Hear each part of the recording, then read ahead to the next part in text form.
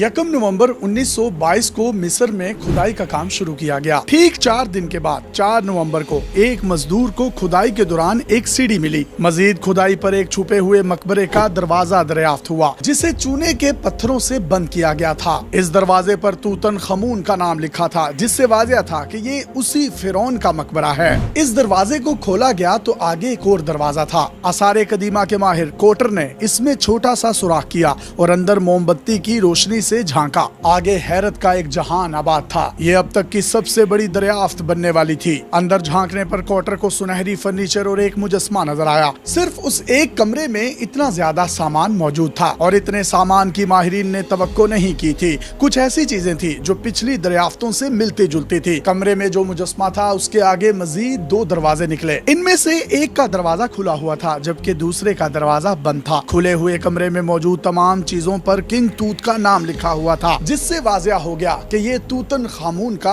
असल मकबरा है। किंग तूत कदीम मिस्र के 18वीं शाही खानदान का फिरौन था। ये 9 साल की उम्र में बादशाह बना और 19 साल की उम्र में इसका इंतकाल हो गया।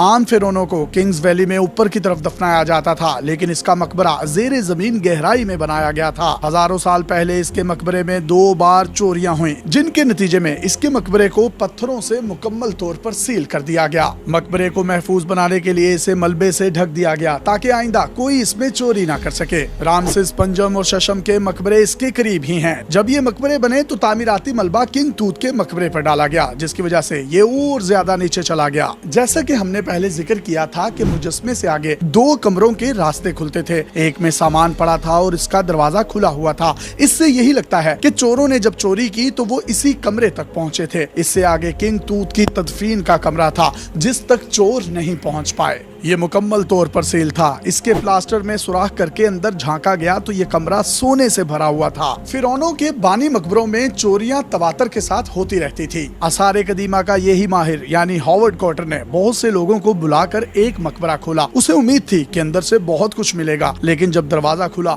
तो अंदर कुछ भी मौजूद नहीं था।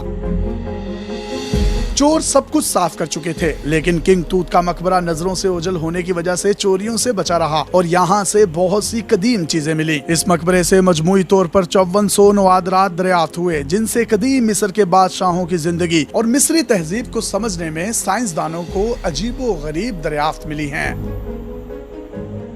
किंग तूत के मकबरे से जो चीजें दरियाफ्त हुई उनमें से सबसे मशहूर डेथ मास्क है। ये सोने से बना हुआ मास्क है जो किंग तूत के चेहरे की शबी है। इसमें तरह तरह के जवाहरात जड़े गए हैं। इस मास्क की लंबाई 21 इंच और इसका वजन तकरीबन 10 किलोग्राम बनता है। इसे देखकर यूं लगता है कि किंग तूत के चेहरे पर दाढ़ी होती थी। किंग तूत की मम्मी को खोला गया तो उसकी रानों के करीब से 2 खंजर भी मिले। एक खंजर लोहे का था, लेकिन ये लोहा हमारी इस दुनिया का नहीं था। ये खंजर उस लोहे से बना था जो आसमान से गिरने वाले किसी शहाब साकिब से हासिल किया गया था। इसका हैंडल सोने का था, जबकि दूसरा खंजर मुकम्मल तौर पर सोने का था। मुजस्मे से तूतनखमून के कपड़े भी दरियाफ्त हुए। इन कपड़ों और ज्वेलरी को लटकाने के लिए खसूसी मुजस्मे भी मिले। किंग तूत नामी इस फिरौन का वार्डरोब बहुत वसी था। इस वार्डरोब में सैकड़ों लिबास और जूते शामिल थे। यहाँ तक कि इसके मकबरे से इसके बचपन के कपड़े भी दरियाफ्त हुए। इस फिरौन को 3 ताबूतों के अंदर सपुर्दे खाक किया गया था। ये ताबूत एक दूसरे के अंदर बने हुए थे। मुश्तरका ताबूत का वजन तकरीबन 1250 किलो है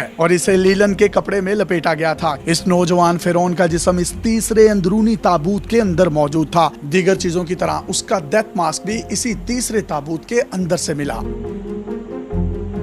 कदीम मिस्र के कई फिरौन ऐसे थे जिन्हें मरने के बाद पूजा जाता था, जबकि बाज ऐसे भी थे जिनको उनकी जिंदगी में ही उनको देवता का दर्जा हासिल हो जाता था। किंग तूत भी उन्हीं दूसरी किस्म के फिरौनों में शामिल था। इसके मकबरे से 2 तख्त भी दरियाफ्त हुए, जिनमें से एक की शेप ऐसी है जैसे किसी बड़े रूहानी पेशवा की कुर्सी होती है। माहिरीन समझते हैं कि जब वो मजहबी जिम्मेदार के तौर पर नमूदार होता था तो वो इसी तख्त पर बैठा होता था। वो तख्त आबनूस की लकड़ी से बनाया गया था। दूसरे तख्त को सुनहरा तख्त भी कहा जाता था। इस पर तूतन खामून और उसकी बीवी की तस्वीर भी लगी हुई थी। ये तस्वीरें इस अंदाज में बनाई गई थी कि जो इतनी खूबसूरत थी और देखने वालों को ये तासुर मिलता है कि शायद वो अपनी बीवी को खुशबू लगा रहा था। इसके साथ साथ मिस्र के ये तमाम फिरौन और लोग इस बात पर एतकाद रखते थे कि असल जिंदगी मौत के बाद शुरू होती है, जिसकी वजह से वो अपने साथ जरूरियाती जिंदगी की तमाम तर चीजें दफना लिया करते थे। और वो रूलिंग एलीट जो उन लोगों पर रूल करती थी, वो अपने साथ सोना, चांदी, कीमती पत्थर, हीरे, जवाहरात समेत